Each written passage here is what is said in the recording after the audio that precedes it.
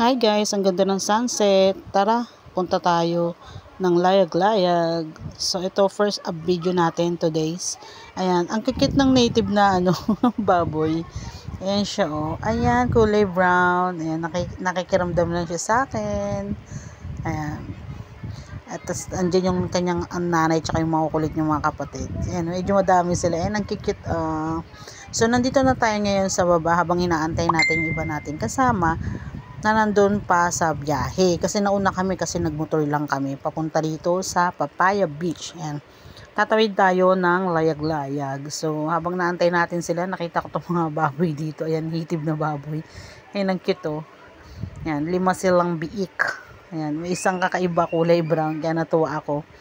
Ayan, binibidyo-bidyo ko sila dyan. Kasi, parang bihira na ako makakita ng native na baboy sa panahon ngayon. Lalo dun sa area namin kasi bawal lang mag-alaga ng mga baboy kasi gawa ng residential area na yung aming lugar. So dito sa Batangas, since medyo bundok pa dito at maraming mga dagat at ilog pa, ayan, may mga alaga sila ng mga natives.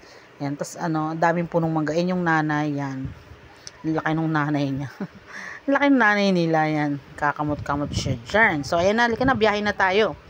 So ito guys, andito na kami ngayon sa aming pinaka parking station. Ayan. Hindi yan na, yate nila yan. Ayan. Na-video ko lang yung mga yachts kasi natuwa ako dun sa katabi naming parking area ng aming mga sasakyan.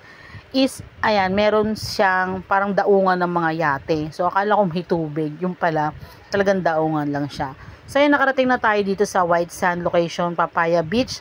Pero tayo ay mag-island hopping na at tayo ay pupunta sa Layag-Layag. So kung saan tayo mag-snorkeling at saka mag-clip jumping. Clip jumping talagang peg. Guys, nakita nyo naman diba, napakaganda. White sand kasi dito, besh. Marami nga lang talagang tao. So ayan na, nakasakay na tayo ng bangka at mag-island hopping na tayo. Ayan, ang una nating pupuntahan is mag-snorkeling muna tayo. So, dito sa video na to guys, hindi na ako nakapag-video ng pang snorkeling namin kasi wala tayong gear for snorkeling. So, wala tayong camera. Siguro, pag-ipunan natin yung pang camera, no? Pang vlog sa ilalim ng dagat. Kasi nung last time din na nagpunta kami ng Jumalig guys, parang hindi rin ako nakapag-video dun sa nung nag-snorkeling kami, which is gusto ko talaga makita din nyo yung sa video ko, yung ilalim ng dagat, which is napakaganda naman din talaga ng tanawin. So, collection memory, hindi man madalas. So, ito ay April 2024 Summer Edition. Ayan. So, company outing. Ayan. So, napili namin ang pumunta dito sa Layag-Layag. Ayan. So, tawid dagat na tayo from Papaya Beach to Layag-Layag. So, yun guys, nakita nyo naman, napakaganda rin talaga naman ng dagat dito sa Batangas. So, marami pa naman dagat sa Batangas na hindi pa naisilip. Ayan, tignan nyo naman guys. Ayan, blue-green. Blue-green talaga yung dagat. Tapos kung tititigan mo siya sa ilalim, yung coral reefs nila, buhay na buhay. Ito na guys, nakarating na tayo ng Layag-Layag Beach. Ayan, nagja-jump clip na. Ayan, clip jumping na ang ating mga kasama. And guys, so nakikita nyo naman dyan.